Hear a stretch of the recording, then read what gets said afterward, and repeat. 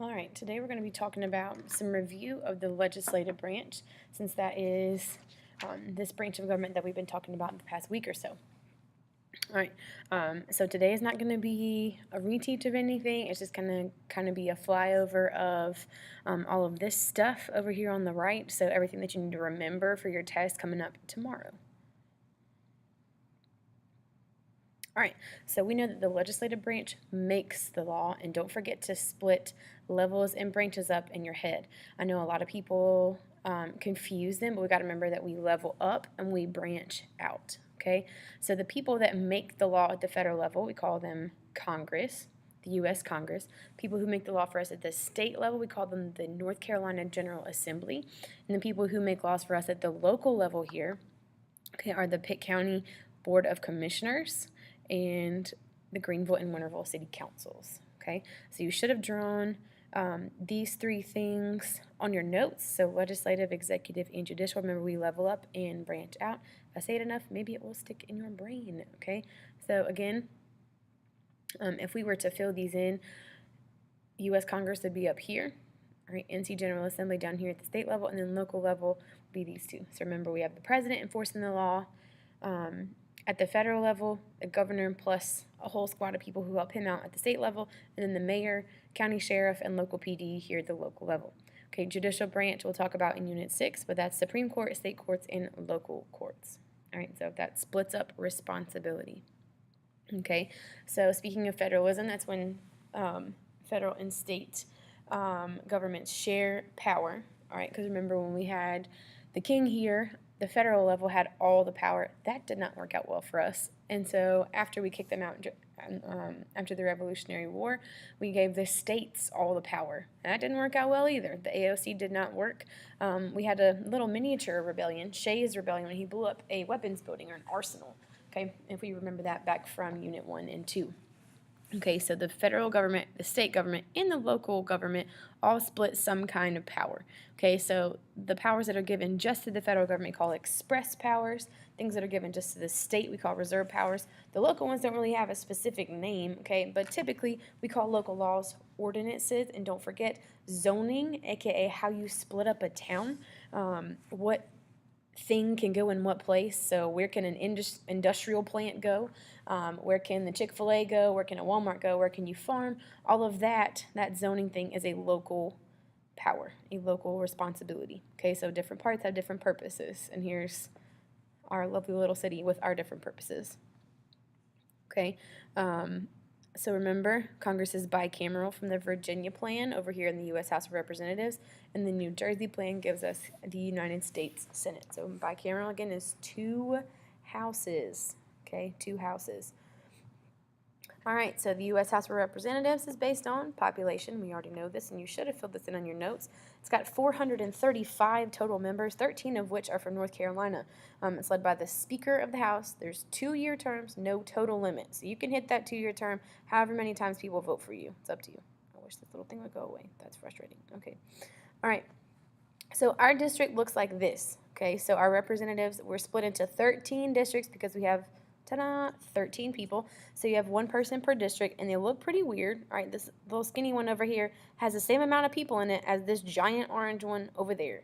Okay, so we have to remember that districts are kind of weird, and we learned about that one Friday. Okay, or whatever day you did learn about it. So this is Walter B. Jones. He's our representative for District 3, okay, in the United States House of Representatives. For our seating chart, we sit here sandwiched between Massachusetts, Indiana, and Ohio, as well as New Jersey, so we sit right up front in the United States House of Representatives. All right. Moving on over to the other side of the House, the U.S. Senate is based on equal representation, the New Jersey plan. Okay, little states love this because they wanted everyone to be equal. This is the higher house. The Senate is more powerful.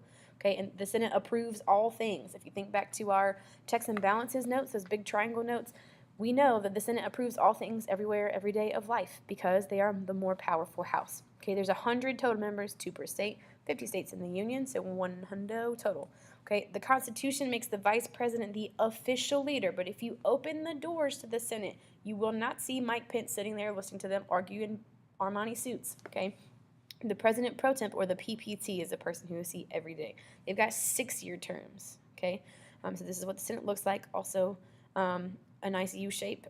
The lighter shades, the blue, the lighter blue, the yellow, and the pinkish over here, those are the seats that are up for re-election, that are up for grabs this coming November. Okay. All right, so here's our two senators, Tom and Richard. Okay, moving on to the qualifications. The three for the United States House, you have to be at least 25, 7 years a citizen, and live in your district, according to Article 1, which sets up the legislative branch. Okay, the Senate over here, the other house, also has three requirements, qualifications that you must meet in order to receive this job and be eligible to be put on a ballot for voting. You have to be at least 30, 9 years a citizen, and live in your state. Okay, I'm going to breeze right through these. Leadership, because a lot of y'all have forgotten how the chain of command works. Speaker, floor leaders, party whips over in the House. Now in the Senate, we have an extra layer because of the Constitution. All right, so we have the official leader, the VP, whose job is to break ties since the Senate has an even number of people, the President Pro Tem, or PPT, then floor leaders and party whips. Majority's got more people, minority has less people. The advantage, if you are in the minority, is that you can pass laws much easier, okay? In line to be president, president at the top, VPs next, Speaker of the House, okay? So we go through, up here we go through parts of the executive branch, and then we go to legislative. So since the House of Representatives is closer to the people, all right, the Speaker of the House is next in line, and the President Pro Tem, because he's the leader of the Senate. All right, and then after that, it's back to the executive branch again, and the secretaries of all the departments in order of the department's age, not the person's age. That would be weird. All right, powers of Congress are next. We've written these like 30 times at this point. All right, so you should really know them really well, backwards, forwards, and around the corner. There are three types: expressed, implied, and denied. Expressed you will find in the United States Constitution in Article 1. Implied you will not, okay? So if I'm standing at the front of the room and I am quiet and I look bored as all get out, I'm implying that I want you to stop talking, but I never actually say it out loud, okay? So implied means you don't actually say it, but it's something that you assume that someone has the power to do or assume that that task needs to be completed, okay? And then denied, you don't get it. All right, express powers, written in Article 1, collecting taxes, war, post offices, immigration, money, military, commerce, all right? If you are having trouble distinguishing between these two, so express and implied, or even express and reserve between federal and state, just think whether or not, when we talk about express and reserve powers, does it make sense for all 50 states to handle something, or does it make more sense for us to have one version of something? That's how you can distinguish between those two. Implied powers like National Bank, Highway, Air Force, and health insurance.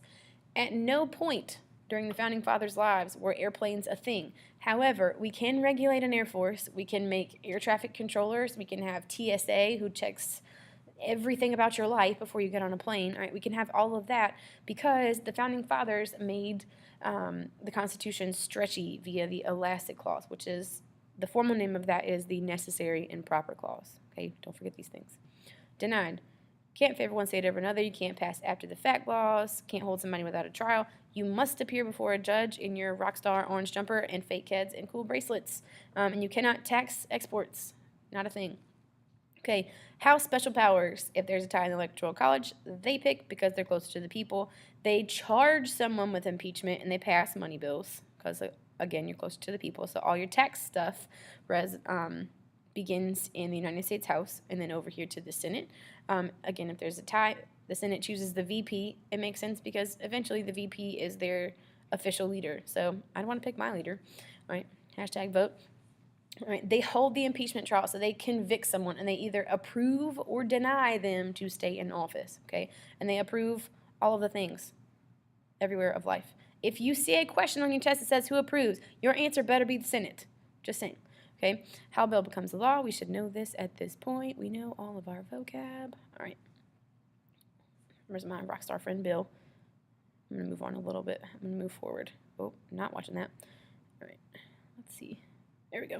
Okay, so remember, you have an idea for a bill, right, and then it's introduced in one of the two houses, okay, and then from there, you don't want everybody to look at it at one time, so we move it to a House committee, all right, so a small section of people actually look at the bill, right, and from then, if the committee says it's a good thing and it should move on, it then moves to the House floor. Do not forget, if the House committee, this small squad, like 9 to 12 people, sometimes up to 15, if they say that it they don't want to vote yes and they don't want to vote no. They literally just set it aside and ignore it and pigeonhole it. I told y'all that story about how there used to be literally holes in the wall for pigeons to come in for Congress before there were, cell phones and all that good stuff. So they would set it aside and it would die. They would just let it go. All right, so now once the House has seen it, okay, the people who have not seen it are the Senate, because remember, we are bicameral. We have two houses so that one side can check the other's power and balance each other out. Okay, boom, over to the Senate. All right, same thing happens, committee and then to the floor. Now, if the Senate makes changes, the House has yet to see those changes. So they're going to have to get it together in a conference committee, and both sides are going to look at those. Okay, then final approval goes back to the floor. Everybody votes. Fantastic, we like this law. Da-da-da-da. Okay, and then it hits the president's desk. Now, if the president doesn't like it, they can always veto. All right, but we've talked about this, and if the president stays vetoing stuff, just puts his little stamp of no on everything, okay, Congress does have the power to override this veto with a 2/3 vote. Now, pause for a second. If the House makes changes, but the Senate does not, okay, and the Senate makes no changes, there's no sense in us going to a conference committee because the House knows all the changes already. So it can zoom right from the Senate floor to the president's desk, but only if there's no changes, okay? All right, and then the orange arrows act the exact same way, okay? All right, so now we're moving to the General Assembly. So we've talked all about Congress and the federal level making laws, and now we've got to move to the state level. They're also bicameral, just like Congress, okay? The NC House, there's 120 people, 2-year terms, no total limit, okay? And qualifications, if you want to be in the NC House, so you work in Raleigh, not in D.C., you must be at least 21. You have to be registered and qualified, so you can't be a felon serving a sentence. You got to be over the age of 18, and you cannot be mentally disabled, right? And you must be a district resident for 1 year. Our districts look like this.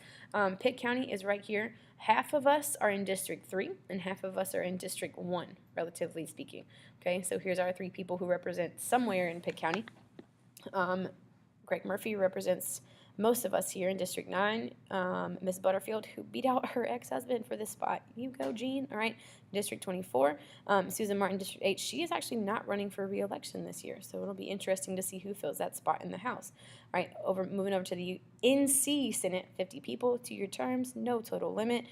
And qualifications, at least 25 here. So NC qualifications in the House and the Senate are a little bit lower than Congress. So Congress starts at 25, NC starts at 21, okay?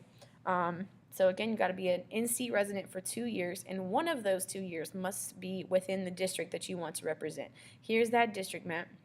Okay, the 2 guys who represent most of us here are Louis Pate in District 7. He usually represents people who are north of the river. And NC Senator Don Davis represents District 5. He represents basically everybody else, okay? And then the local legislatures here in our hometown, 9 commissioners, 3-year terms, 2-term limit. Here's what they look like at work. All right, city council, 6 representatives, a mayor, and a mayor pro temp. 2-year terms, no total limit. Here are those. The homie in the middle is this guy, is P.J. Connolly. He is our new mayor since Alan Thomas has resigned. All right, and he was elected here in November. All right, politics in legislatures. So minority and majority. We know why this is important. We've already talked about that. Moving on, not watching that either. All right, benefits and punishments of Congress. All right, so some benefits, you get a congressional gym, you get to send mail for free. Okay, franking means mail. Franking is not a bad thing. Like, ooh, she's franking. All right, that's not a thing. That's not what it means. All right, it's sending mail. Mail over here, okay? All right, office space, like I said, there's a congressional gym. You get retirement benefits once you leave, and you get free health care while you're there in Congress. All right, so like this, if you ever see any mail, Congress of the United States, it'll either say House or it'll say United States Senate over here. It'll be the signature of whoever is sending that to you. I have literally no idea who this person is. Gerald, maybe? I don't know. It's my educated guess. Right, and it's going to this person, Mr. Stephen Tomasek. I'm going to go with that. All right, punishments. If you do something that's like kind of terrible, you'll get a slap on the wrist. Not an actual slap. Nobody's hitting anyone. All right, but you'll get a warning. All right, if you do something really terrible, you get kicked all the way out, and that's expulsion. Okay, you get expelled by a 2/3 vote, which is called a supermajority, if you forgot. Okay, so gerrymandering. Hope you know this vocab from the last time that we talked about this. All right, and then writer's earmarks and pork barrel. Earmarks and pork barrel are the same thing, but it's just from two different perspectives. So if you think it's a good thing, it's an earmark. If you think it's a bad thing, it's pork barrel. Okay? So this has been the legislative branch.